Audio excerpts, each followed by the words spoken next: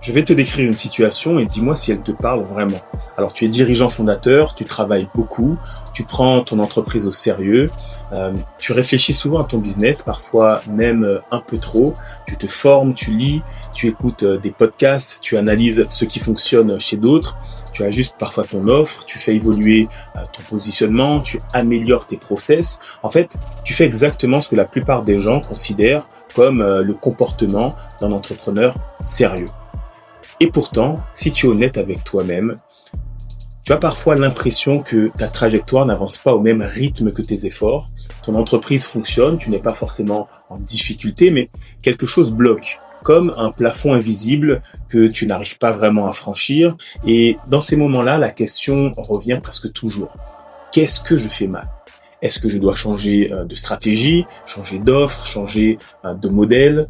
C'est une réaction qui est totalement logique, mais c'est la mauvaise question parce que dans la majorité des cas, ce n'est pas ce que tu fais qui pose un problème, c'est depuis quoi tu le fais. Il y a un mécanisme très précis derrière ça, un mécanisme que presque personne n'enseigne et que j'observe constamment chez les entrepreneurs qui stagnent. Je l'appelle le piège de l'outil. Dans cette vidéo, je vais te montrer 3 choses. Premièrement, comment fonctionne ce piège exactement et pourquoi même les entrepreneurs les plus brillants, les plus sérieux tombent dedans. Deuxièmement, pourquoi changer d'outil sans changer de posture produit toujours les mêmes résultats à terme. Et enfin, ce qui doit changer en premier pour que tes outils deviennent réellement efficaces lorsque tu les utilises. Alors, je m'appelle Kevin et bienvenue sur cette chaîne d'entrepreneurs alchimistes. Voici ce qui se passe chez la majorité des entrepreneurs quand quelque chose ne marche pas. Alors, un problème apparaît, les ventes par exemple ralentissent, le recrutement lui prend du temps, la croissance, elle, plafonne, et lui, le fondateur, il va analyser, il va chercher effectivement une cause à tout cela, il trouve rapidement quelque chose, une réponse qui est plutôt rassurante parce qu'elle pointe vers l'extérieur de lui-même. Par exemple, mon offre n'est pas assez claire, ma stratégie commerciale n'est peut-être pas assez optimisée, mon équipe n'est peut-être pas au niveau, mon positionnement, lui, n'est peut-être pas assez différenciant. Et ces diagnostics ne sont pas toujours faux, bien au contraire, mais regarde ce qui se passe juste après.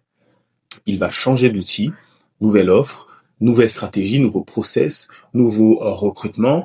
Et pendant quelques semaines, les choses bougent, les résultats évoluent effectivement un peu, mais progressivement, le plafond va revenir au même niveau. Alors lui, le fondateur, qu'est-ce qu'il va faire ? Eh bien, il va recommencer. Nouvelle analyse, nouvelle décision, nouveau changement. Et c'est un cercle, non pas vertueux, mais un serpent qui se mord la queue. Est-ce que toi, ça t'est déjà arrivé, pas une fois, pas 2 fois, mais où tu sembles avoir des problèmes qui se répètent de manière régulière, tu tentes de changer d'outil, mais le plafond revient au même niveau. Et si ça t'est arrivé, c'est que tu es malheureusement tombé dans le piège. Le problème avec ce comportement, c'est qu'il est même logique, c'est même ce qu'on nous apprend à faire.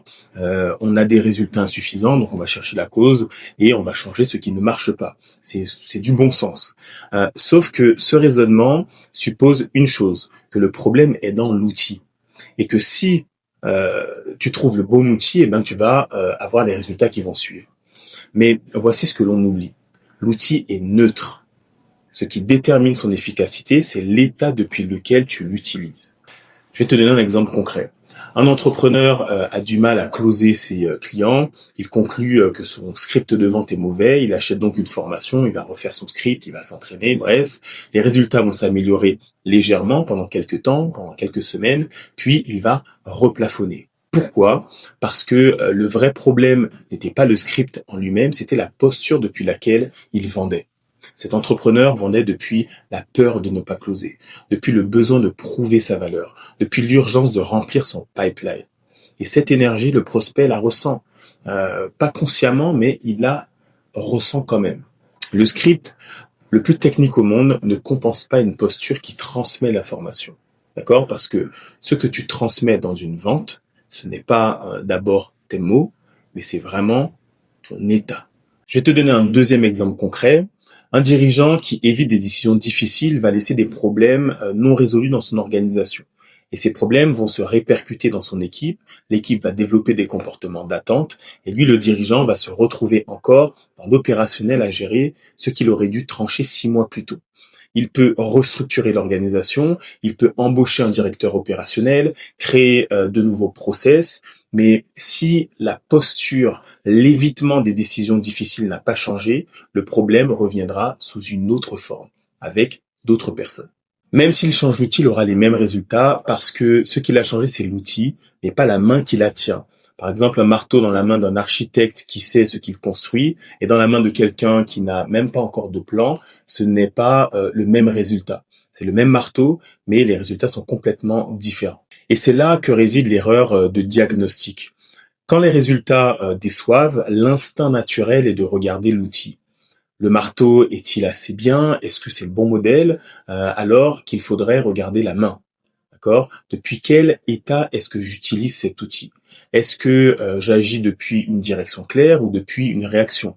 Est-ce que je suis en train de construire quelque chose ou d'éteindre un incendie? Ces deux états produisent des résultats qui sont fondamentalement différents avec exactement les mêmes outils. Et tant que tu travailles sur l'outil sans travailler sur l'état, tu améliores effectivement le marteau pendant que le vrai problème reste intact. Il y a une raison très précise pour laquelle on reste dans ce piège. Ce n'est pas par manque d'intelligence, ce n'est pas par manque de travail, c'est parce que changer d'outil est confortable. D'accord?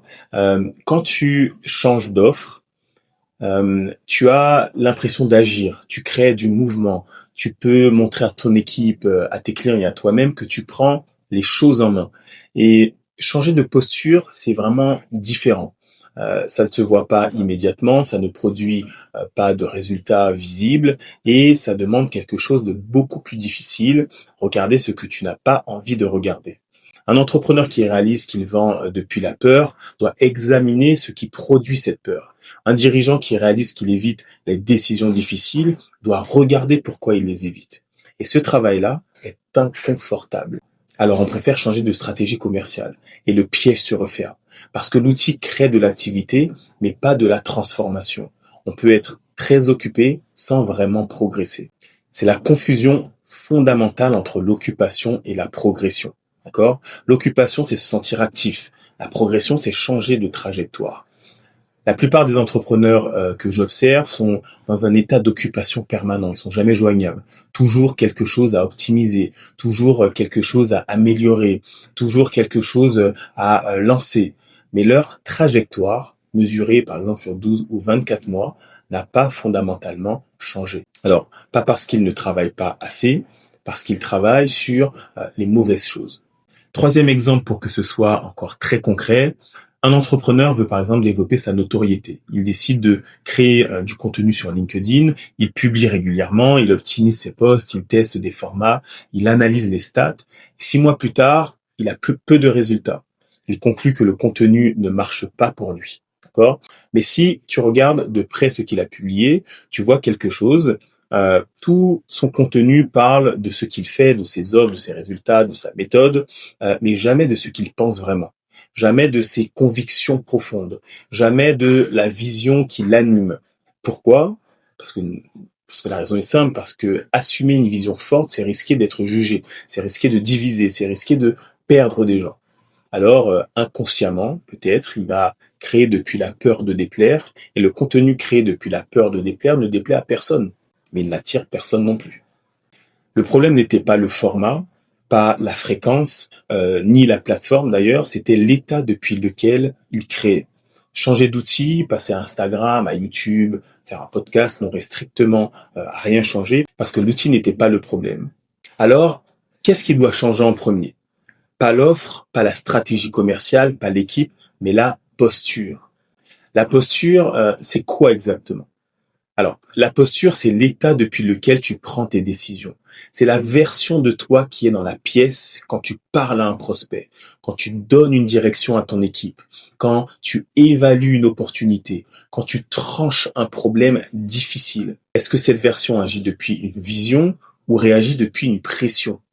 Est-ce qu'elle décide depuis ce qu'elle a choisi d'être ou depuis ce qu'elle a peur de perdre? Parce que selon la réponse, les mêmes outils produisent des résultats complètement différent.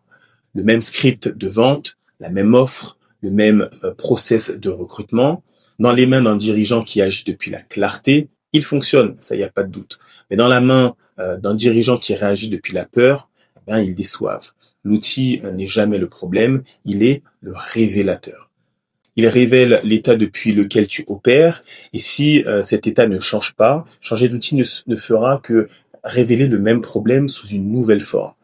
La vraie progression commence quand tu arrêtes de demander quel est le bon outil et que tu commences justement à demander qui dois-je devenir pour que cet outil soit efficace dans mes mains. C'est l'ordre juste. Être d'abord, faire ensuite, avoir en conséquence. Et concrètement, quand tu travailles sur la posture, ce n'est pas un exercice de motivation, ce n'est pas de la visualisation, c'est une série de décisions très précises. Décider qui tu es avant d'entrer dans une négociation. Pas improviser ton état selon le résultat que tu souhaites, que tu espères.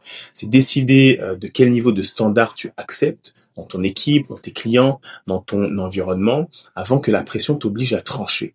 C'est décider quelle version de toi tu veux incarner dans 1 an et commencer à agir depuis cette version aujourd'hui, pas quand tu auras les résultats, maintenant. Ce sont ces décisions-là qui changent l'état depuis lequel tu opères. Et c'est cet état qui change la qualité de chaque outil que tu utilises ensuite. Si tu as regardé jusqu'ici, il y a de grandes chances que tu aies reconnu quelque chose, d'accord ? Peut-être une décision récente où tu as changé d'outil sans vraiment changer ta posture. Peut-être une situation qui revient régulièrement sous des formes différentes, mais avec la même énergie au fond. Et je veux que tu saches que ce n'est pas une fatalité, d'accord ? Le piège de l'outil ne touche pas les entrepreneurs qui sont négligents, il touche précisément les entrepreneurs sérieux. Ceux qui agissent, qui cherchent des solutions, qui ne restent pas les bras croisés.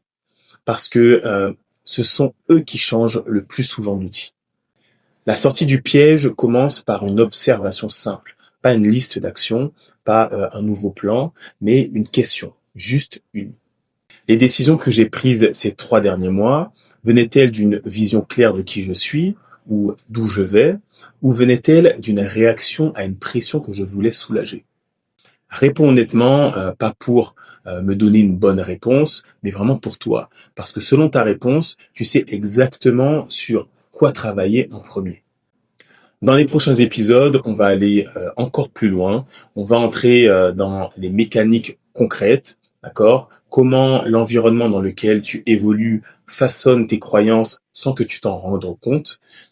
Comment changer l'ordre être avant faire transforme la qualité de chaque décision et les frameworks que j'utilise pour structurer ce travail sur la posture. Alors, ce n'est pas du développement personnel déguisé en business, évidemment, c'est de la mécanique concrète, applicable et totalement mesurable. Si tu veux suivre ce chemin, abonne-toi. Chaque épisode, encore une fois, est une pièce. Tu as besoin de toutes les pièces pour voir ce que tu ne vois pas encore.